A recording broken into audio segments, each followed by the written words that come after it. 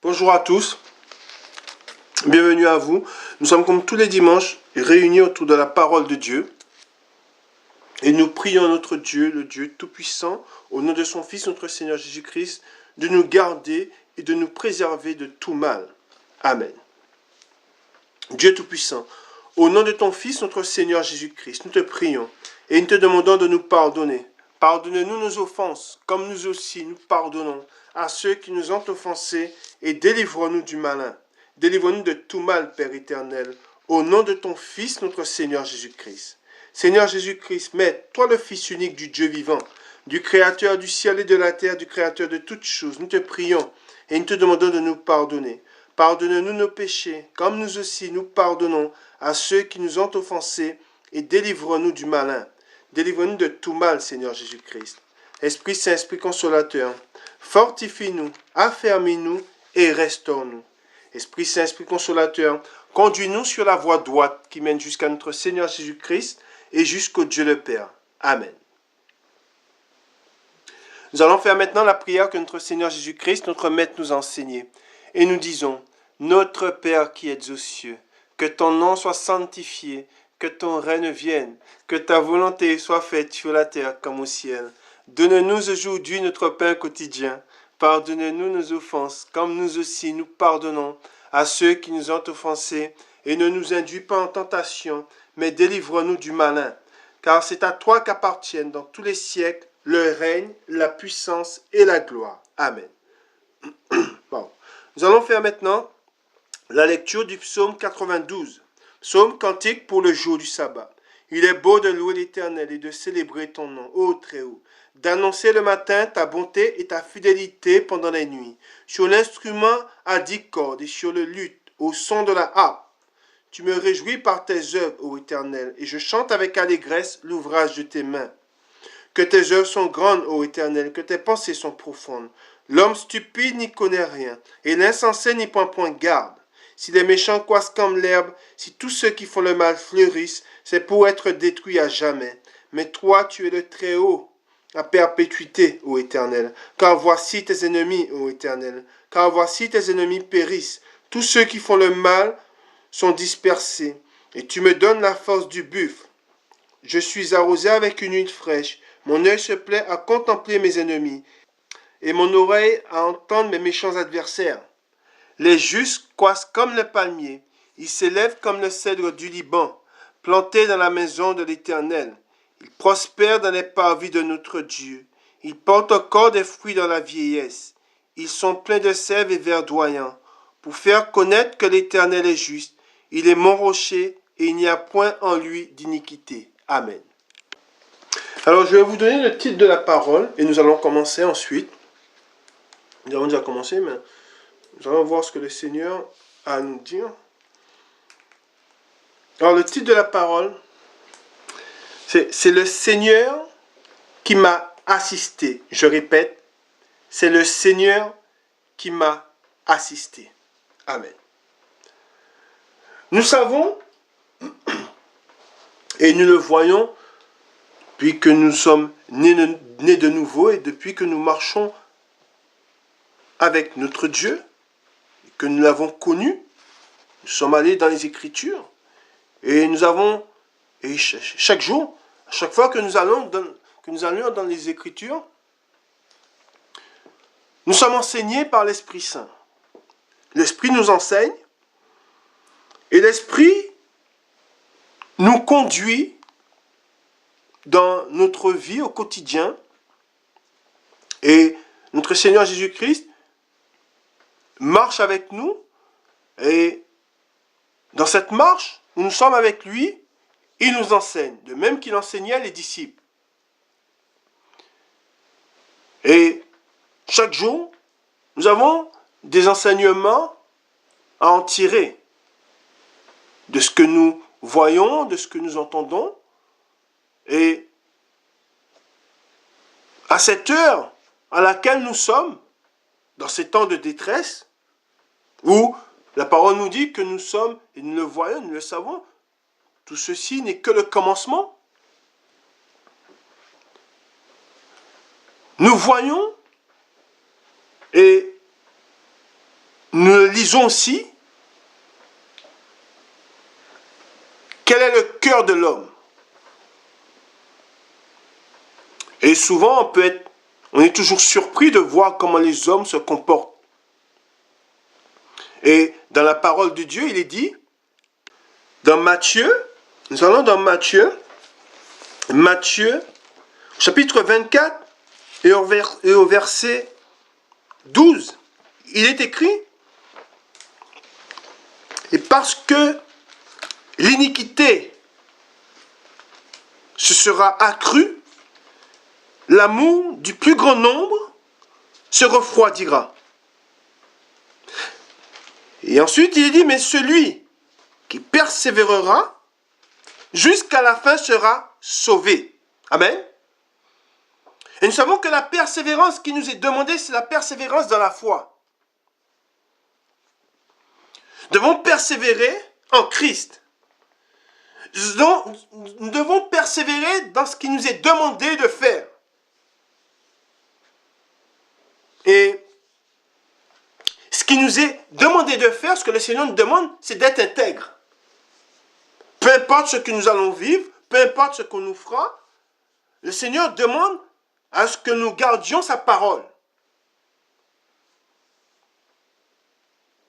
Et nous devons faire bien attention à nous, et nous ne devons pas être comme le méchant. C'est très important de ne pas ressembler au méchant. Dire que nous sommes enfants de la lumière et être enfants des ténèbres. Nous devons bien faire attention à ça. Ce n'est pas parce que nous vivons des temps de détresse que nous devons nous abandonner à ce qu'il y a de plus sombre chez l'homme. Et nous savons que l'homme, il est dit que le cœur de l'homme est ténèbre. Et nous qui sommes lumière, voyons que nous sommes entourés de ténèbres, nous ne devons pas devenir nous-mêmes ténèbres. Parce que tous sont ténèbres, non.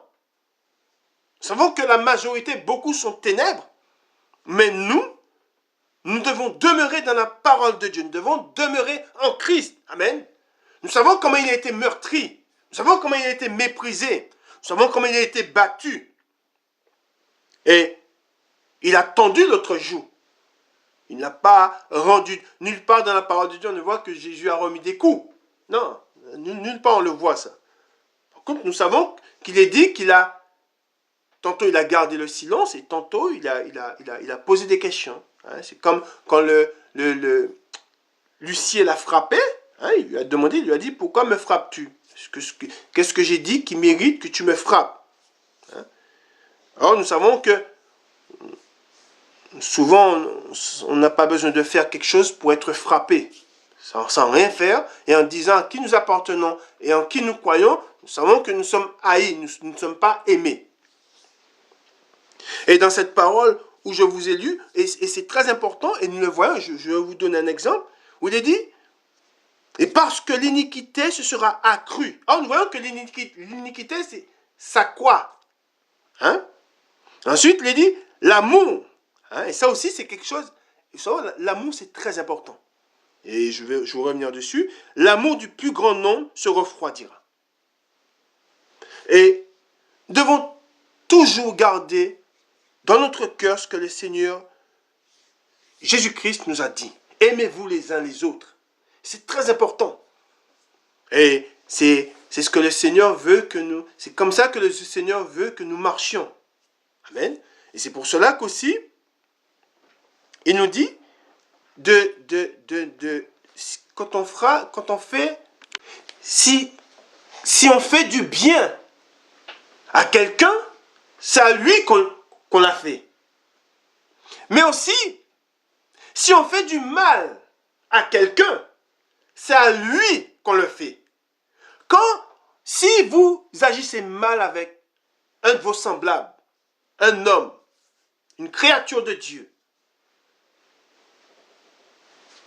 dites-vous que c'est à Dieu, que vous vous en prenez directement à Dieu. Et beaucoup, dans leur dérèglement, dans ce qu'il y a de plus sombre chez eux, ils oublient l'amour l'amour est oublié. Ce que je n'aurais pas aimé qu'on me fasse, ce que je ne veux pas qu'on me fasse, je ne le ferai pas à mon prochain.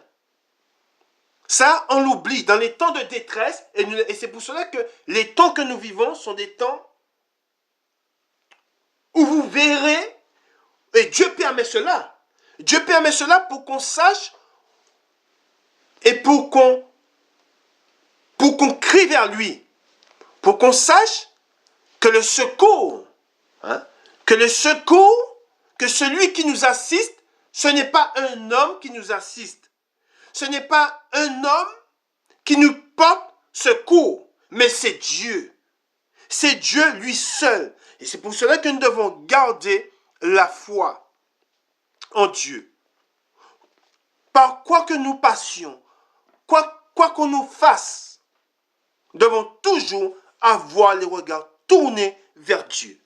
Et ne pas avoir un cœur face à une injustice, face à quelque chose qu'on nous a fait, avoir un cœur qui se corrompt, qui change. Non, nous devons être comme Christ face à la difficulté. Vous savez, et on le voit, Jésus, Dieu dans sa parole, il nous parle, dans les temps de détresse, on nous parle de famine, on nous parle, on voit que le monde sera frappé de beaucoup de malheurs. Et est-ce que parce qu'on passe par la famine, on doit tuer? Est-ce que c'est parce qu'on est dans la détresse? Est-ce que parce que les hommes passent par des temps de détresse, ils doivent devenir, et on va le voir dans la parole de Dieu, est-ce qu'on doit devenir encore plus égoïste? Est-ce qu'ils doivent être égoïstes? C'est-à-dire comme quoi que, non, je n'ai pas, ce que j'ai, c'est pour moi. Non, Dieu nous dit de partager. Le partage, c'est ce que nous avons vu, c'est ce que Jésus a fait avec ses disciples. Ils avaient peu de pain, mais il a multiplié le pain et ils se sont partagés. Et il en restait. Amen. Et c'est pour cela que dans ces temps de détresse, nous voyons, et nous allons le voir dans la parole de Dieu, les gens, l'homme ne pense qu'à son plaisir personnel, qu'à son bien-être personnel. Pour du profit, on est prêt à tuer l'autre pour pouvoir avoir plus, toujours plus, jusqu'à ne pas se soucier de son prochain. C'est pour cela que des hommes qui peuvent sourire, qui peuvent avoir le sourire sur les lèvres, des hommes qui peuvent paraître bien, comme on dit, ils se donnent cette apparence de piété, mais leur cœur est tortueux, leur cœur est sombre. Et je vais vous donner un exemple, et c'est pour cela que Dieu, au jour du jugement, nous savons que Dieu, il est dit, Dieu demande, et nous allons être jugés aussi. Nous allons passer au jugement. La différence, c'est que, pardon, nous avons un avocat, c'est Christ. Et ceux qui iront au jugement, ils n'ont pas d'avocat. Ils n'ont personne pour prendre leur cause, pour les défendre. Or, nous, Christ, il va nous défendre. Quand nous voyons que dans ces temps de malheur, on voit qu'il y a des gens qui sont dans le besoin, qui sont déjà, ils ont peu. Comme on dit, ils ne sont pas dans l'excédent. Ils ont peu, et souvent, il y en a, ils ont une petite maison, ils ont pas un palace, ils n'ont pas de palace, ils ont juste de quoi se couvrir la tête. Ils ont juste un toit, on va dire. Eh bien, dites-vous que il y a des hommes, voyant des gens, déjà ils voient les gens dans cet état-là. Ils voient que ce n'est pas des gens qui roulent sur l'or, ce n'est pas des gens ils ont juste de quoi subvenir à leurs besoins. Ils ont juste de quoi vivre. Ils ont juste un toit. Ils n'ont pas, quand ils arrivent, Il ne voit pas une piscine, il ne voit pas un terrain de 3 hectares. Il voit juste une maison de ce qu'il y a de plus banal. Eh bien, dites-vous qu'il y a des gens qui sont tellement méchants qu'ils veulent tirer profit de ces gens-là. Ils veulent encore, en gros, ils veulent faire du bénéfice, ils veulent faire du profit avec ceux qui sont déjà frappés par le malheur. C'est pour vous dire que l'homme, le cœur de l'homme, est sombre. L'homme n'a aucune pitié. Souvent, on entend des gens qui disent, mais moi, ce que je veux, c'est faire du profit. Et c'est pour cela que beaucoup font un commerce de nous. Ils font un commerce, dites-vous, et maintenant, on n'entend que ça. Hein? Maintenant, on ne voit plus l'humain, mais ce qu'on voit, c'est, voilà ce que je vais gagner. En gros, on voit, à la place de voir un homme, ce qu'on voit, c'est, voilà, qu'est-ce que je vais pouvoir tirer de cette personne pour avoir plus, pour gagner. Et de mon côté, où j'habite, il y a des gens qui vivent dans une maison qui est délabrée. La maison, elle est délabrée. Et la maison, elle n'a pas... Elle doit être... Il faut la restaurer. Et à plusieurs reprises, en passant devant cette maison, un jour, on a vu des gens qui sont venus pour faire l'isolation de cette maison. Et ils sont venus, c'est une entreprise qui est venue. Elle a commencé l'isolation de cette maison. Et c'est par rapport à une loi qui était passée où pour 1 euro, je crois, on pouvait refaire l'isolation. Et les entreprises, beaucoup d'entreprises et des gens malhonnêtes se sont engouffrés dans ce projet de loi. Et beaucoup de personnes se sont trouvées dans le malheur. Pourquoi? Parce que des entreprises ont commencé les travaux et ils se sont arrêtés. Une fois qu'ils ont eu l'argent, ils ont arrêté les travaux et n'ont pas été au bout des travaux. Et c'est pour cela qu'on passe devant certaines maisons et on voit que les travaux d'isolation ont commencé et elles ne se sont pas terminées. Pourquoi? Parce qu'en fait, les gens, une fois qu'ils ont récupéré l'argent, ben eux, ils avaient l'argent, ils ne se sont pas souciés à savoir si la maison allait leur tomber dessus, si elle était bien isolée ou si elle n'était pas isolée. Eux, ce qu'ils voyaient, c'était le profit et ils avaient leur chèque. Et à ce moment-là, ils ont laissé la maison telle qu'elle était et ils sont partis. C'est vrai qu'on voit, là où j'habite, il y a beaucoup de gens qui sont dans cette situation-là. Et limite, le toit, la maison s'écroule pratiquement sur ces gens-là. Eh ben, ceux qui ont fait ça, ils devront rendre des comptes à Dieu pour ce qu'ils ont fait. Et comme je vous ai dit, dans ces temps de malheur, beaucoup tirent profit de pauvres, de gens qui sont dans le besoin. Et c'est pour cela que on voit, avec l'augmentation des prix, de tout ce qu'on entend, hein, l'inflation, l'augmentation des prix de l'énergie, pareil, je vais vous donner encore un autre exemple que vous avez peut-être déjà entendu parler. On parle de ceux qui se sont fait arnaquer par le bois. Hein. C'est des gens qui se sont fait passer pour des vendeurs de bois et ils n'ont pas honoré leur contrat. Eh bien, ça m'est arrivé aussi. Ça m'est arrivé aussi. J'avais passé commande auprès d'un vendeur de bois de chauffage et pendant 3 mois, plus de 3 mois, je crois, j'ai attendu et il m'a posé 2 lapins et ce monsieur ne s'est pas posé la question à savoir si j'avais, voyant que l'hiver arrive, et en entendant, comme on dit, je pense qu'il était bien informé de ce qui se passait, du fait que le prix de l'énergie allait augmenter, que des gens allaient se retrouver dans le besoin. Eh bien, cette personne ne s'est pas souciée de la suite, en ne donnant pas suite au contrat, hein, eh ben, il ne s'est pas soucié de savoir dans quel état que j'allais être, si j'allais avoir du bois, si je n'allais pas avoir du bois. Voilà. Maintenant, ça n'inquiète personne. Maintenant, la seule inquiétude que les gens ont, c'est à faire du profit. Eh ben, ce monsieur, au dernier moment, il s'est désisté. Hein, il n'a pas tenu sa parole et il m'a simplement dit qu'il n'avait plus de bois pour moi.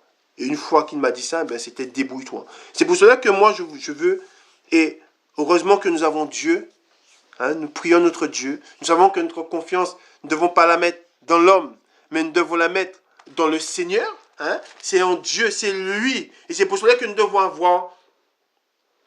avoir toujours, j'irai toujours être méfiant, hein, toujours être prudent vis-à-vis des hommes. Hein. Nous savons que notre secours, c'est Jésus-Christ. Notre secours, c'est Dieu. Et c'est pour cela que moi, ayant Dieu dans ma vie, dans tout ce que je fais, je n'ai pas paniqué.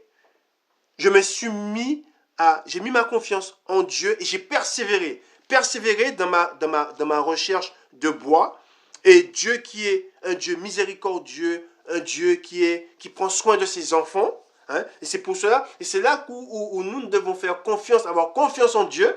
Hein, notre confiance, nous n'admettons pas dans les hommes, nous n'attendons pas sur les hommes, mais nous nous confions en Dieu. Et c'est là que nous devons avoir toujours le regard tourné vers Dieu et toujours fléchir les genoux afin que Dieu entende nos prières, afin que Dieu entende nos supplications. C'est lui que nous devons prier. Nous allons le voir dans la parole de Dieu. C'est lui que nous devons prier. C'est lui qui vient à notre secours.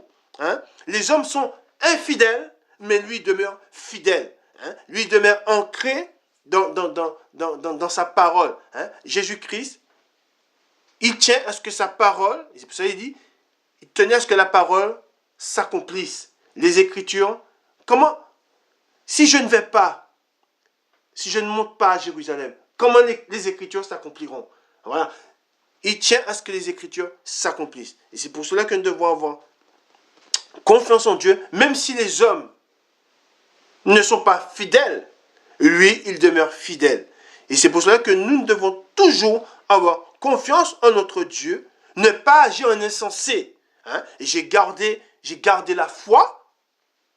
Hein? La raison est venue ensuite. Hein? J'ai gardé la raison aussi parce que je ne me suis pas mis à faire n'importe quoi, ni à crier, ni à aller frapper à toutes les portes. J'ai attendu, j'ai persévéré, j'ai demandé à Dieu en prière et Dieu m'a permis de trouver du bois. Hein? Et c'est pour cela que, voilà, je prie le Seigneur afin qu'il assiste et afin qu'il soit aux côtés de ceux à qui on n'a pas tenu promesse. Hein? C'est pour cela que nous devons prier le Seigneur afin que le Seigneur nous assiste nous, mais afin qu'il assiste aussi le malheureux, afin qu'il assiste aussi le pauvre. Amen. C'est pour cela que nous devons toujours avoir nos prières aussi. Nous devons prier les uns pour les autres. Prier pour ceux qui sont dans le besoin, afin que Dieu les assiste. Nous allons dans 2 Timothée au chapitre 3. Nous allons voir ce que le Seigneur nous dit. Et c'est quelque chose que nous devons toujours. Dieu nous parle du cœur de l'homme. Dieu nous dit. Hein, Dieu nous enseigne sur le cœur de l'homme. Et Dieu, et chaque jour, et c'est un passage que je dis souvent, hein, nous voyons, Dieu nous met en garde contre les temps difficiles. Et nous savons que quand le monde est frappé, nous le voyons, le monde est frappé par le malheur et les hommes ne pensent qu'à une chose, à faire du profit. Hein? Et ça, c'est marqué dans la parole de Dieu. Hein? Dans les temps de la fin, les hommes pensent qu'à une chose, c'est à faire du profit, toujours plus de profit. En sachant que tout ce qu'ils ont, ils quitteront tout ce qu'ils ont. Nous ne porterons rien. Amen. Nous allons dans 2 Timothée chapitre 3. Il est écrit dans la parole de Dieu, sache que dans les derniers jours, il y aura des temps difficiles, car les hommes seront, on voit quoi, égoïstes. Hein? Voilà, ils ne pensent qu'à eux. Je veux faire du profit, quitte à mettre l'autre dans le désespoir, quitte à ce que l'autre soit à la rue. Non, ce n'est pas un problème. Moi, ce que je veux, c'est faire du profit. Ils ne pensent pas à celui qui est dans le besoin. Il ne pense qu'à lui. Et c'est pour cela que nous ne devons pas être égoïstes dans nos prières. Nos prières ne doivent pas toujours être tournées vers nous, centralisées sur nous. Nous devons prier le Seigneur afin que dans ces temps de détresse, dans ces temps de difficulté, hein, qu'ils viennent au secours des autres. Hein. Et c'est pour cela que moi, comme on dit, dans ces temps difficiles, voilà, ma porte reste ouverte. Si j'ai un voisin qui est dans le besoin, ben, maintenant que j'ai du bois, si j'ai un voisin à qui il manque du bois, je lui donnerai du bois. Et c'est comme ça que nous devons faire. Hein? C'est ce que le Seigneur attend de nous. Amen. Et il est dit, alors, nous reprenons, sache que dans les derniers jours, il y aura des temps difficiles, car les hommes seront égoïstes. Amis de quoi? Amis de l'argent. Voilà. Voilà mon ami, c'est l'argent. Hein? Il n'y a plus l'amitié, l'amitié ça n'existe plus. Hein? C'est d'abord l'argent. Voilà. Ensuite, il dit fanfarons, hautains, blasphémateurs, rebelles à leurs parents, ingrats, irreligieux, insensibles. Ça aussi, voilà, insensible. Insensible à ce que va devenir l'autre. Non, lui ce qu'il veut, c'est son argent. Après que tu sois à la rue, que tu aies froid, que tu aies faim, ça c'est plus son problème. Lui ce qu'il veut, c'est que ses poches soient remplies. Hein? Insensible. Hein? Déloyaux, voilà. On s'est mis d'accord. On s'est mis d'accord, on se met d'accord. Voilà. Telle date, hein, je passe, je vous livre. Ou telle date, voilà. Je viens, Non. Il n'y a plus de parole. On ne tient plus parole. Déloyaux. Que ton oui soit oui. Que ton non soit non. Non, c'est plus ça. C'est oui, mais dans le cœur, c'est non. Hein? Ils savent ce qu'ils font. Ensuite, il dit calomniateur, intempérant, cruel, ennemi des gens de bien. Traîtres, voilà. Traîtres, ils seront traîtres. Nous devons toujours avoir cette méfiance dans l'homme. Ne pas mettre jamais mettre sa confiance dans l'homme. Toujours la mettre en Dieu. Voilà. Voilà celui en qui je mets ma confiance. Voilà sur celui sur qui je m'appuie. C'est sur Christ. Amen. Ensuite, il dit, emporté, enflé d'orgueil, aimant le plaisir plus que Dieu, ayant l'apparence de la piété, mais reniant ce qui fait la force. Ce qui en fait la force, pardon. Éloigne-toi. Éloigne-toi de ces hommes-là. Éloigne-toi de ces hommes-là. D'ailleurs, comme quoi, ne cherchons pas, ne soyons pas comme eux. Et éloignons-nous de ces hommes-là.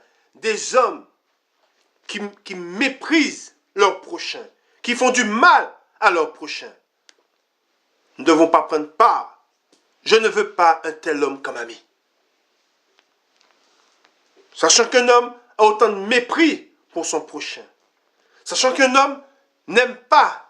Si moi je sais qu'un homme veut faire du profit sur le dos de son prochain, sur le dos d'un frère, je ne veux rien avoir à faire avec un tel homme.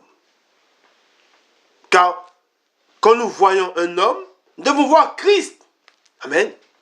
C'est Christ que nous devons voir. Moi, voilà, Seigneur, que je te vois toi. Afin que mon cœur soit toujours, afin que mon cœur reste intègre. Amen. Ensuite, nous allons dans 2 Timothée. Nous sommes dans 2 Timothée, toujours 2 Timothée. Nous faisons la lecture au chapitre 4. C'est le chapitre 4, le verset 16.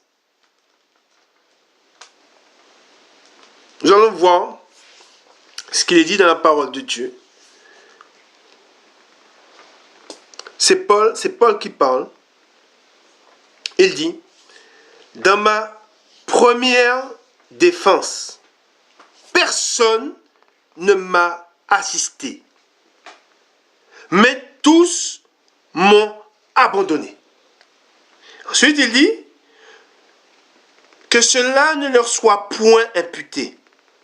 C'est le Seigneur qui m'a assisté et qui m'a fortifié, afin que la prédication soit accomplie par moi et que tous les païens l'entendent. Et j'ai été délivré, écoutez bien ce qu'il dit, et je fais une parenthèse, même si les hommes nous dresse des embûches. Même si les hommes creusent une fosse devant nous, sur notre route.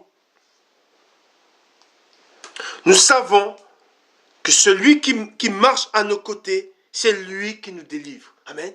Nous savons, et cela doit être ancré en nous, nous savons par qui vient la délivrance. S'ils m'ont tendu des pièges, lui, il me délivrera. Amen.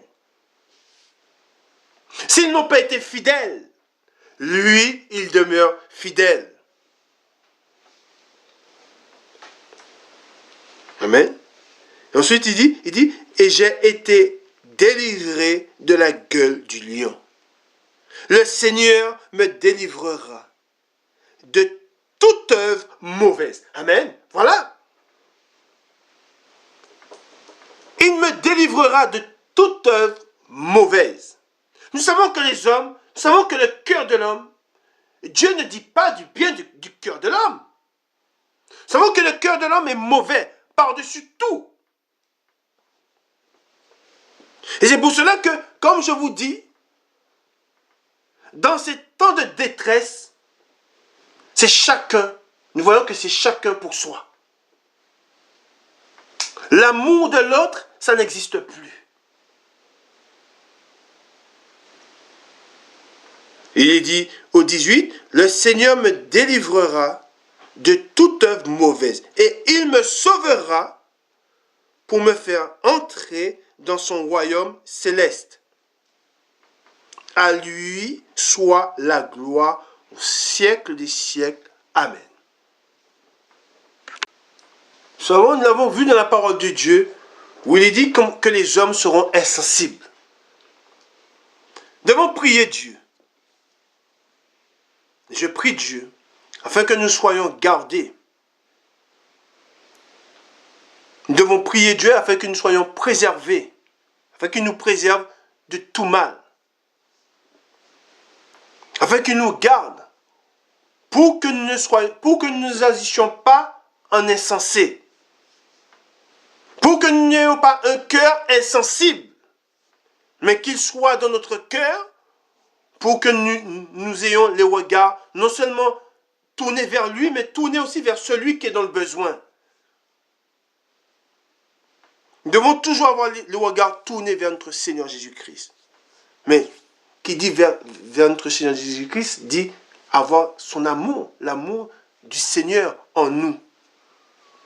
Et aimer notre prochain. Comme il nous l'a dit, aimez-vous les uns les autres. Et dans aimez-vous les uns les autres, cela englobe beaucoup de choses. Hein? Ne pas faire du mal. Premièrement, ne pas faire du mal à son prochain. Penser que ça peut nuire à l'autre. Mon action, ce que je fais, ce que je dis, peut avoir un impact soit bénéfique ou soit négatif. Et c'est pour cela que nous devons faire très attention à ce que nous faisons à notre compte. C'est pas parce que tout est, je veux dire, c'est pas parce qu'on traverse des temps difficiles, hein, que tout paraît sans dessus-dessous, pour que nous encore, nous participions à tout ce qui se fait de mauvais, tout ce qui se fait de mal. Nous allons dans la parole de Dieu, nous allons dans Exode, chapitre 3, le verset le 7. Exode, chapitre 3, le verset 7. Il est écrit, l'Éternel dit, j'ai vu la souffrance de mon peuple qui est en Égypte. J'ai entendu les cris que lui font pousser ses oppresseurs. Amen. Et le Seigneur voit. Le Seigneur voit tous ceux. Le Seigneur voit de son trône tous les oppresseurs. Il voit tous ceux qui méprisent le peuple, qui font profit avec le peuple dans ces temps de détresse. Hein? Ensuite, il dit, car je connais cette douleur.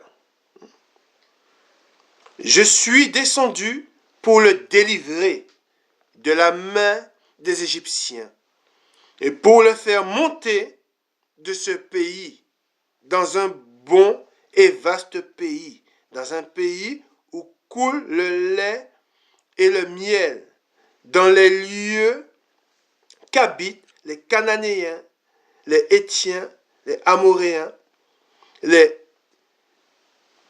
Phérésiens, les Héviens, les Jébusiens. Voici, les cris d'Israël sont venus jusqu'à moi, et j'ai vu l'oppression que leur font souffrir les Égyptiens. Amen. Voilà ce que le Seigneur dit. Ensuite, voilà, je reviens sur ce passage, l'oppression. Vous savez, tous ceux à qui on fait du tort ont des plaintes, font des plaintes.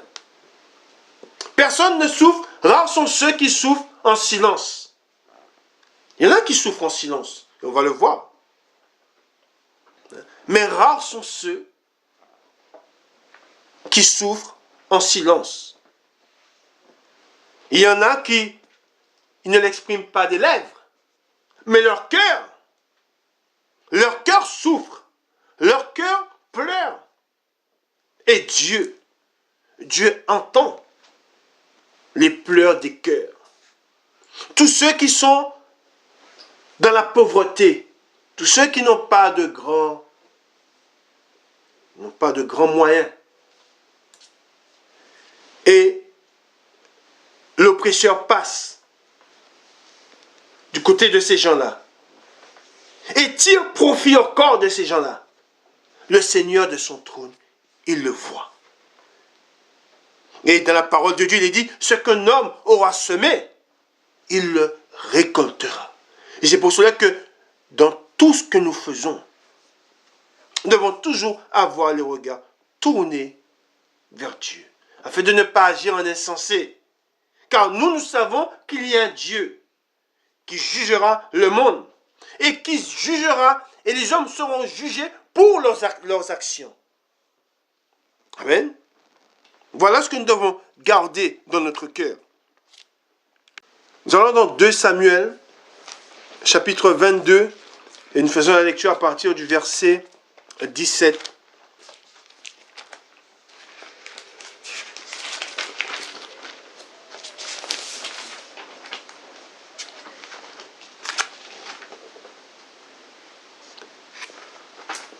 Il est écrit, il étendit sa main d'en haut, il me saisit, il me retira des grandes eaux, il me délivra de mon adversaire puissant, de mes ennemis qui étaient plus forts que moi. Il m'avait surpris au jour de ma détresse. Vous voyez ou pas? Il m'avait surpris au jour de ma détresse. Mais l'Éternel fut mon appui. Il m'a mis au large. Il m'a sauvé parce qu'il m'aime. Amen. Vous savez, nous devons toujours fléchir les genoux. Et nous devons toujours exposer nos épreuves, nos chagrins, nos peines devant l'Éternel, notre Dieu. Car nous savons que c'est par lui seul que vient le secours. Mais ne pas tendre la main vers un homme.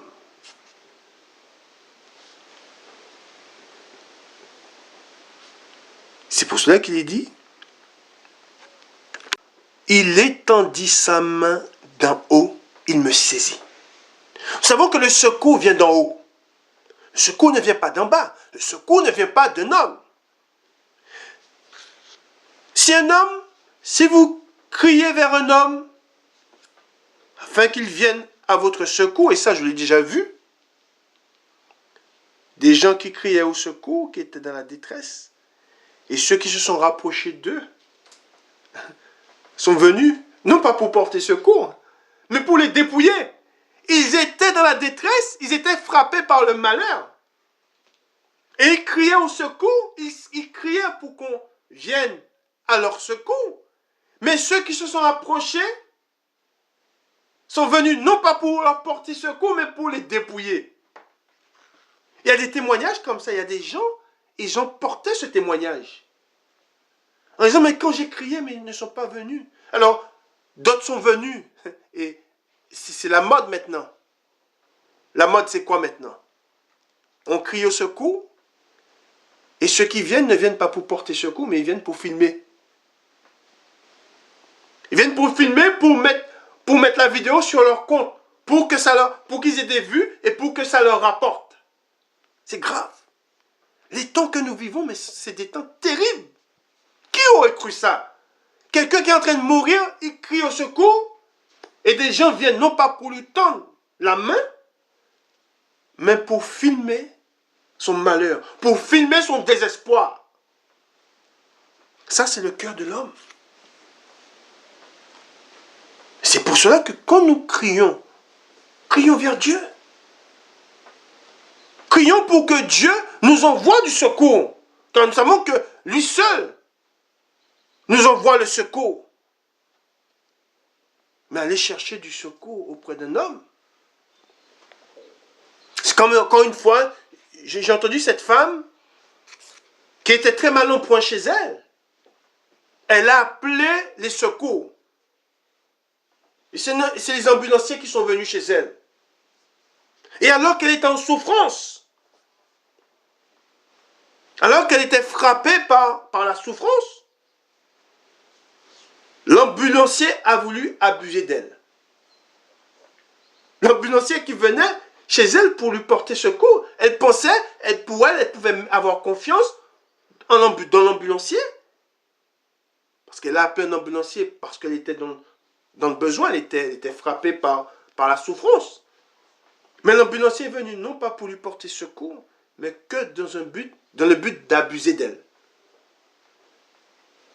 Mais quand on entend des choses comme ça, on se dit, mais c'est ça, voilà. Et c'est ce monde où on nous dit des fois, ben, c'est le paradis. Non, c'est pas le paradis. C'est pour cela qu'il est dit, il étendit sa main d'en haut, il me saisit. Il me retira des grandes eaux. Il me délivra de mon adversaire puissant. L'Éternel, je fais une parenthèse, l'Éternel est mon secours. Fais de l'Éternel ton secours. Fais de l'Éternel ton salut, car lui seul est le salut. Amen. N'allez pas chercher du secours vers les hommes. Non, criez Dieu, criez vers Dieu, priez votre Dieu. Il vous donnera du secours. Lui, il t'enverra le secours. Mais ne pas se tourner vers les hommes. Nous allons dans Job au chapitre 5. Job chapitre 5, et nous allons faire la lecture à partir du verset 19. Mettez votre confiance en Dieu, non dans l'homme. Appuyez-vous sur Dieu, non pas sur l'homme, mais sur Dieu. Il est écrit, 19, 6 fois, et il te délivrera de l'angoisse. Et 7 fois, le mal ne t'atteindra pas. Il te sauvera de la mort pendant la famine et des coups du glaive pendant la guerre. Tu seras à l'abri du fléau de la langue. Tu seras sans crainte quand viendra la dévastation. Tu te riras de la dévastation comme de la famine, et tu n'auras pas à redouter les bêtes de la terre. Amen. Voilà. Voilà ce que l'Éternel nous dit. Voilà ce que le Seigneur nous dit et nous déclare. Vous savez, souvent les hommes, j'ai déjà entendu des hommes dire, je mets ma confiance en l'homme. Ah, je garde espoir dans l'homme. L'homme va changer, l'homme évolue. Non. L'homme, vous savez, nous sommes en 2022. Le même homme qui tua son frère, Caïn, quand il tua Abel. Le cœur qui était dans Caïn. Tout homme qui n'a pas Christ, tout homme qui n'a pas été changé, qui n'a pas marché dans la voie de Dieu, qui n'a pas reçu Christ, a ce cœur en lui. C'est pour cela que souvent, quand des gens sont frappés par le malheur, les hommes se posent beaucoup de questions. Dire, mais comment cela a pu arriver? Comment cela a-t-il pu être possible? Mais on ne comprend pas. Comment un homme peut faire ça? Mais c'est tout simplement parce que le cœur de l'homme est ténèbre. L'homme a beau évoluer au milieu de la technologie. Hein? L'homme a beau... Les choses ont beau évoluer autour de l'homme. Aujourd'hui, nous voyons, avant, il n'y avait pas d'ordinateur, maintenant, il y a des ordinateurs. On voit chaque jour, il y a des choses, il y a des choses, entre guillemets, nouvelles qui arrivent. Mais il y a quelque chose qui ne change pas. C'est le cœur de l'homme. Seul Christ, seul lui change le cœur de l'homme. Mais le cœur de l'homme, il est méchant. Il est tortueux. Ce qui est dit dans la parole de Dieu. Le cœur de l'homme est pervers. L'homme est pervers. C'est être pervers de se réjouir du malheur de l'autre. C'est être pervers de ressentir du bien quand l'autre souffre. C'est être pervers. Voir quelqu'un dans le malheur, voir quelqu'un déjà frappé par le malheur. Des hommes, voyant qu'un homme a la tête sous l'eau, ils viennent, ils s'approchent de cet homme et ils lui maintiennent la tête de cet homme sous l'eau. Au lieu de venir vers lui et de l'aider à sortir la tête de l'eau. Non, il se rapproche de lui, de cet homme, pour lui mettre encore la tête sous l'eau. C'est pour cela que dans la parole de Dieu, il est dit, et c'est quelque chose que nous devons nous rappeler, Dieu de son trône, il voit toutes ces choses. Il voit quand les hommes, tous ceux qui agissent de cette manière, sont vus par Dieu. Amen. Continuons, nous allons au psaume 35. Le psaume 35 et le verset 10. Psaume 35, le verset 10. Psaume 35, le verset 10. Tous mes os diront, Éternel, qui peut comme toi délivrer le malheureux d'un plus fort que lui? Le malheureux est le pauvre de celui qui les dépouille. Amen. Voilà ce qu'il est dit. Le malheureux est le pauvre de celui qui les dépouille. Ensuite, il est dit, nous sommes toujours au psaume 35, le verset 17. Il est dit, Seigneur, jusqu'à quand le verras-tu? Protège mon âme contre leurs embûches. Ma vie contre les lionceaux. Amen. Nous allons au psaume 43. Rends-moi justice, ô Dieu. Défends ma cause contre une nation infidèle. Délivre-moi des hommes de fraude et d'iniquité. Nous devons toujours demander à Dieu dans nos prières de nous délivrer de ces hommes-là. Des hommes infidèles, des hommes de fraude, afin que nous soyons gardés. Et c'est pour cela que nous vivons, nous savons et nous entendons la fraude, les gens qui, les arnaques, toutes ces choses augmentent beaucoup. Hein? Beaucoup veulent tirer profit de la détresse. De ces temps de détresse, il y en a qui veulent en tirer profit. C'est déjà difficile, mais non, d'autres font que c'est encore plus difficile. Mais cela ne vient pas de Dieu. Ce n'est pas Dieu. Dieu permet, Dieu laisse faire, il permet ces choses, mais Dieu ne tire pas profit du malheureux. Dieu ne tire pas profit du pauvre. Non, c'est le méchant, c'est le diable. C'est le diable qui tire profit. C'est toujours lui qui tire les ficelles, qui tire profit, il veut rabaisser l'homme en agissant de la sorte. Nous allons au psaume, le psaume 69. Psaume 69. Nous allons voir une prière. On dit une partie, c'est le titre, c'est la prière du juste opprimé. Ceux qui sont opprimés. Nous allons lire cette prière de David. David qui fut opprimé.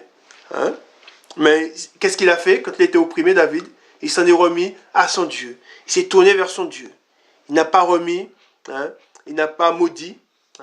Il s'en est remis à son Dieu, il s'est tourné vers son Dieu. Et il est en prière. Et c'est là ce que nous devons faire. Quand vous êtes opprimé, allez en prière. Quand vous êtes opprimé, criez vers Dieu, tournez-vous vers Dieu et soyez patient. C'est moi qui nous a demandé, il nous a dit, soyez patient dans l'affliction. Soyez patient et tournez-vous vers Dieu.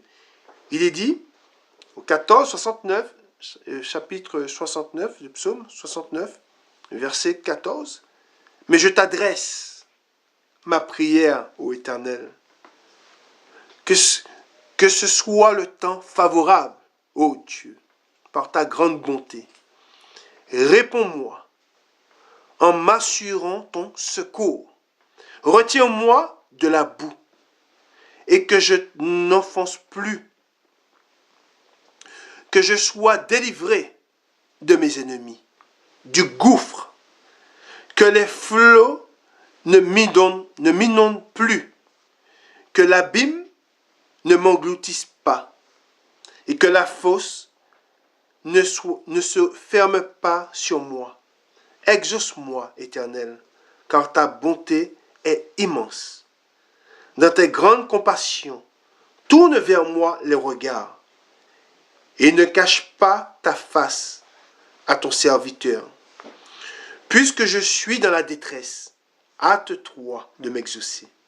Approche-toi de mon âme, délivre-la, sauve-moi à cause de mes ennemis. Tu connais mon opprobre, ma honte, mon ignominie. Tous mes adversaires sont devant toi. Amen.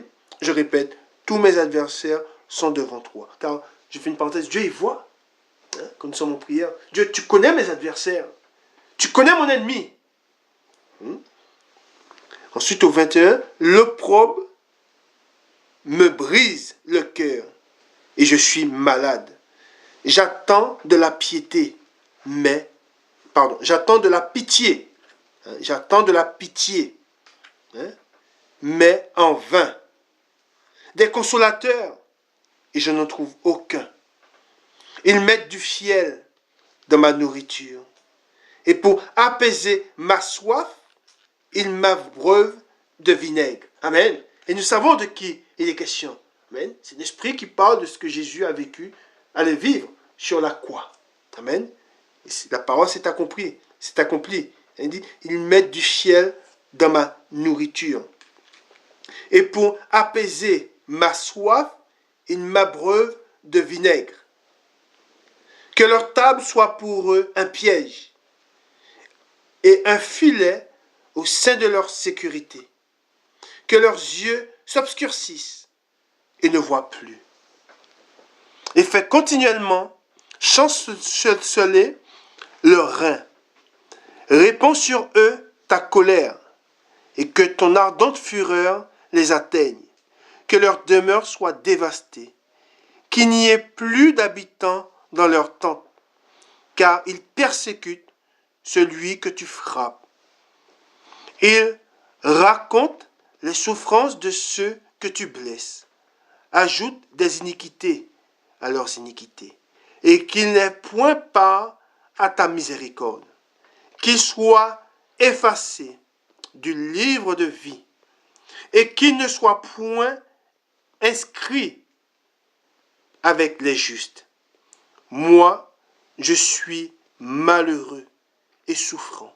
Ô Dieu, que ton secours me relève. Je célébrerai le nom de Dieu par des cantiques. Je l'exalterai par des louanges. Cela est agréable à l'Éternel, plus qu'un taureau, avec des cornes et des sabots. Les malheureux le voient et se réjouissent. Vous qui cherchez Dieu, que votre cœur vive, car l'Éternel écoute les pauvres, et il ne méprise point ses captifs. Que les cieux et la terre le célèbrent, les mers et tout ce qui s'y meut, car Dieu sauvera Sion et bâtira les villes de Juda. On s'y établira et l'on en prendra possession. La postérité de ses serviteurs en fera son héritage. Et ceux qui aiment son nom y auront leur demeure. Y auront leur demeure. Amen. Gloire à Dieu. Gloire au Père, au Fils et au Saint-Esprit, comme il était au commencement, maintenant et pour les siècles des siècles. Amen. Nous allons au psaume 72. C'est pour ça que c'est très important de toujours se rappeler de ce que Dieu, de son trône, il voit. Il connaît nos tristesses. Il connaît l'ennemi, celui qui cherche à nous dominer, celui qui cherche à nous écraser, celui qui nous tend des pièges. Il voit tous ceux qui veulent nous tendre des pièges. Il est dit au psaume 72, au verset 12, car il délivrera le pauvre qui crie et le malheureux qui n'a point d'aide. Il aura pitié du misérable et de l'indigent, et il sauvera la vie des pauvres. Il les affranchira de l'oppression et de la violence. Et leur sang aura du prix à ses yeux. Ils vivront et lui donneront de l'or de Séba. Ils prieront pour lui sans cesse. Ils le béniront chaque jour. Les blés abonderont dans le pays, au sommet des montagnes. Et leurs épis s'agiteront comme les arbres du Liban. Les hommes fleuriront dans les villes comme l'herbe de la terre. Son nom subsistera toujours, aussi longtemps que le soleil. Son nom se perpétuera. Par lui, on se bénira mutuellement. Et toutes les nations le diront. Heureux, béni soit l'Éternel, Dieu, le Dieu d'Israël, qui seul fait des prodiges. Béni soit à jamais son nom glorieux. Que toute la terre soit remplie de sa gloire. Amen. Amen. Nous allons dans Proverbes, chapitre 11. Nous allons lire un verset. Le verset 8. Proverbes, chapitre 11. Et le verset 8.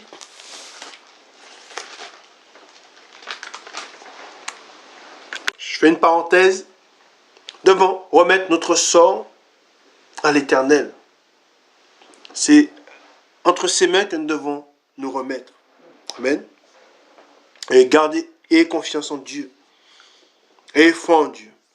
On lit le verset 8, chapitre 11, dans Proverbes. Le juste est délivré de la détresse. Et le méchant prend sa place. Amen. Nous allons dans Jérémie. Jérémie chapitre 20 et le verset 13.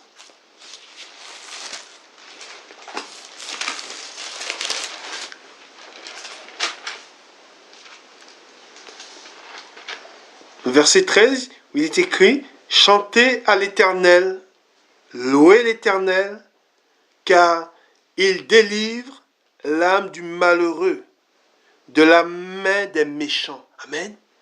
Nous savons que la délivrance, nous savons qu'un jour, notre délivrance, elle viendra. Amen. Elle viendra des cieux et nous le verrons. Nous savons que ce jour est proche. Nous ne savons pas quand est-ce sera ce jour. Mais nous savons une chose, nous savons que ce jour viendra.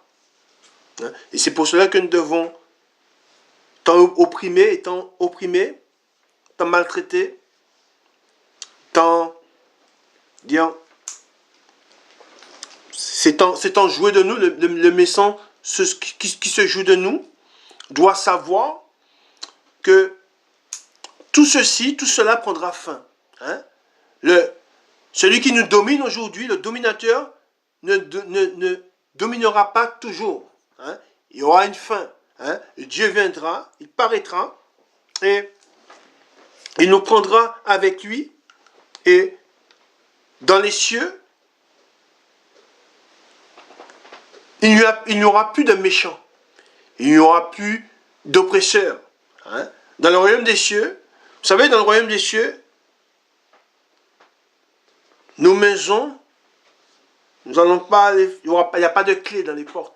Vous savez, quand vous partez de chez vous, ici-bas, vous partez de chez vous et vous fermez la porte à clé. Hein? Eh bien, dans les cieux, ça n'existe pas. Les portes ne sont pas fermées à clé. Une seule porte est fermée à clé. Comme on dit, le Seigneur, il a les clés. C'est lui qui a les clés du royaume des cieux. C'est lui qui a les clés du séjour des morts. Il a les clés. Pour rentrer, c'est autre chose. Mais une fois qu'on est rentré, des portes fermées à clé, ça n'existe pas. C'est pour cela que quand nous serons auprès du Seigneur, hein, on ne sera plus dans la crainte. On ne va plus avoir peur. La peur, ça n'existe pas. Dans le royaume des cieux, la peur, ça n'existe pas. Quand vous partez le matin de chez vous, vous pouvez avoir peur, un moment de peur en disant, est-ce que j'ai bien fermé ma maison? Dans le royaume des cieux, non, ça n'existe pas. Il n'y a pas d'inquiétude, il n'y a rien du tout. On n'est pas là à attendre le méchant.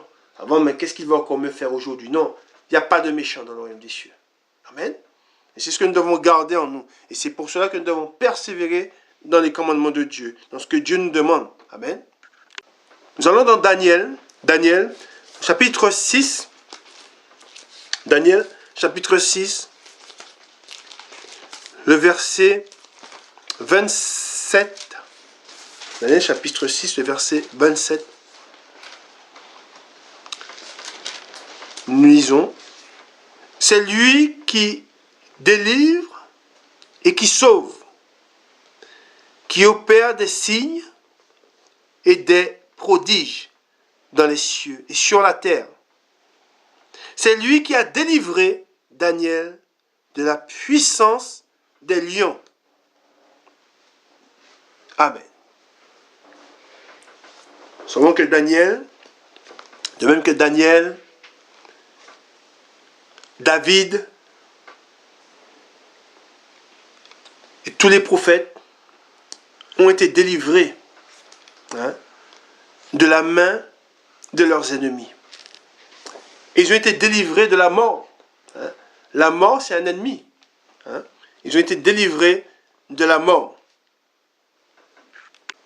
Nous allons dans Jonas.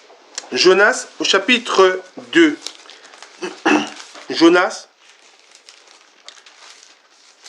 chapitre 2.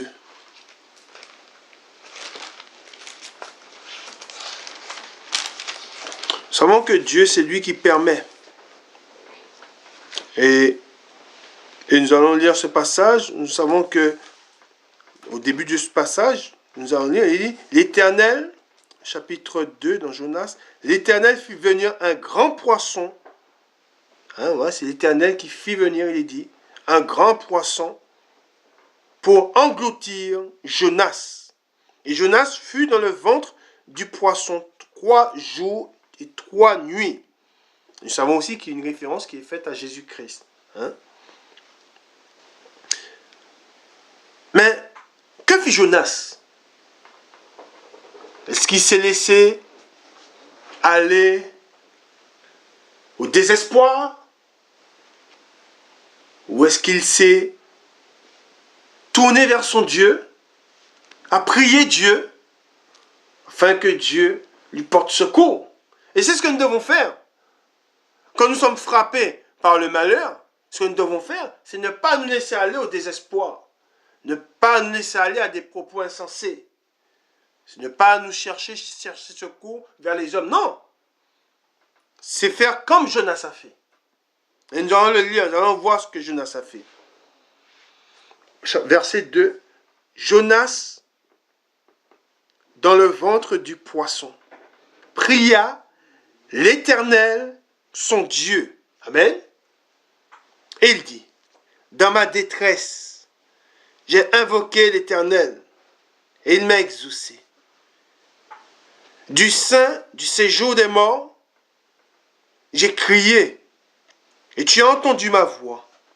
Tu m'as jeté dans l'abîme, dans le cœur de la mer, et les courants d'eau m'ont environné.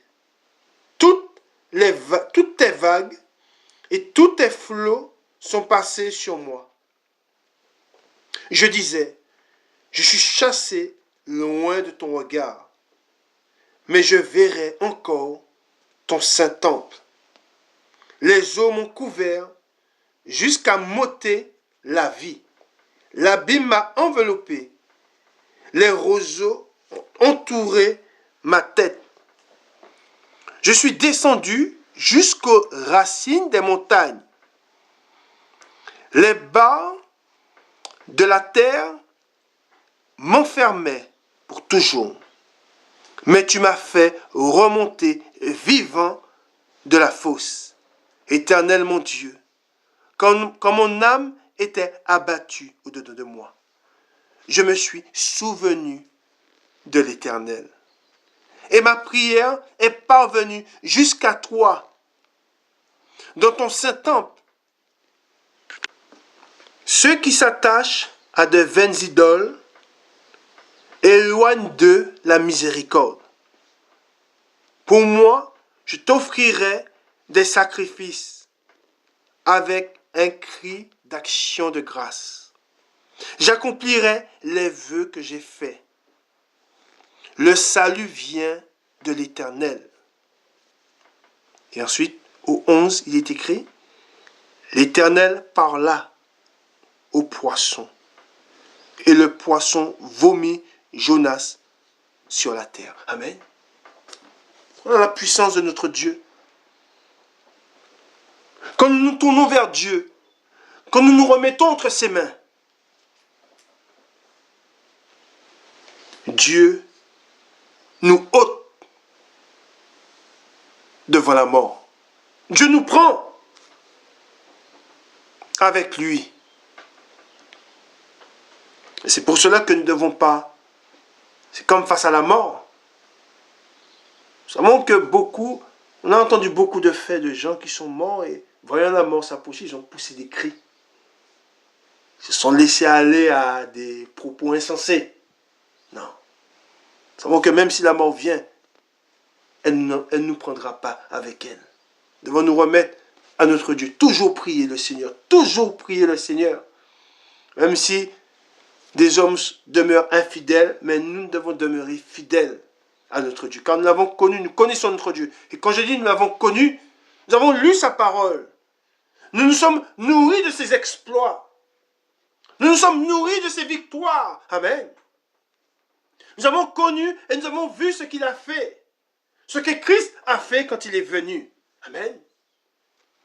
S'il permet des choses, et nous savons que Dieu permet beaucoup de choses, s'il permet toutes ces choses,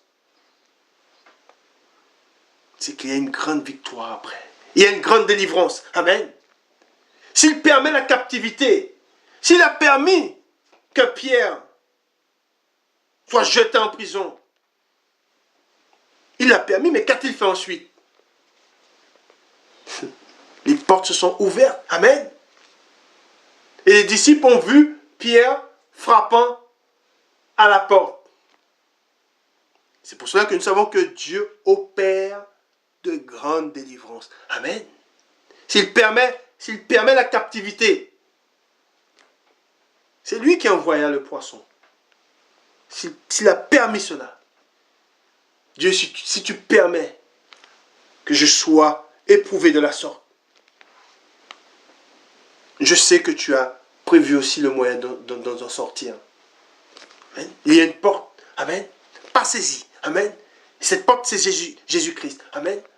Cette porte, c'est la prière. Amen. Cette porte, c'est la foi. Amen. Nous allons lire un dernier passage.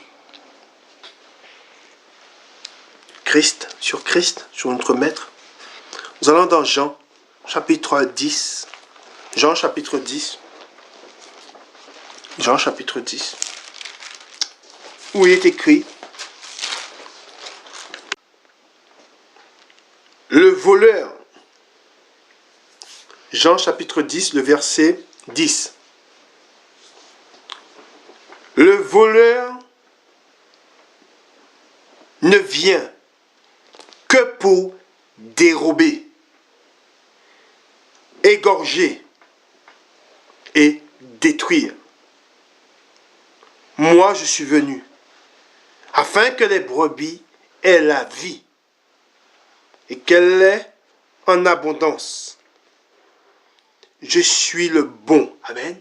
Il dit, je suis le bon berger. Le bon berger donne sa vie pour ses brebis. Amen. Voilà ce que nous devons garder. Il a donné sa vie pour moi.